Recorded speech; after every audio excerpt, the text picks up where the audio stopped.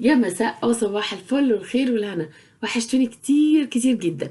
النهارده انا متحمسه قوي لانه النهارده يوم الافطار المصري في المسجد، ففرصه جميله ان احنا نشوف معظم الكوميونتي او الجاليه المصريه ونتقابل. بتبقى حاجه جميله في الغربه ان احنا كلنا نتلم مع بعض يعني. يلا نجهز ونستمتع بالفطار.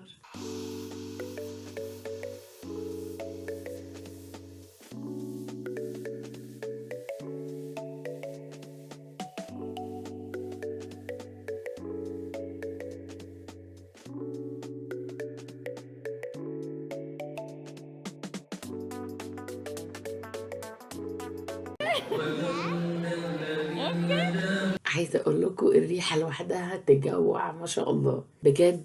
تسلم ايديهم، كل حاجه كانت جميله، كل حاجه طعمها حلو. تسلم ايديهم بجد، يعني تسلم ايد كل حد وقف وتعب، سواء في اليوم المصري او غيره، وطبخ عشان يعملوا لنا يوم جميل ولمة جميلة وجو جميل في بلد الغربة، وان احنا نحس برمضان.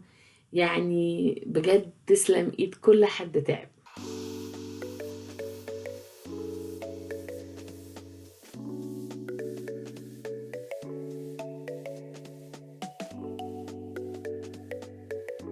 What are you doing? What are you doing?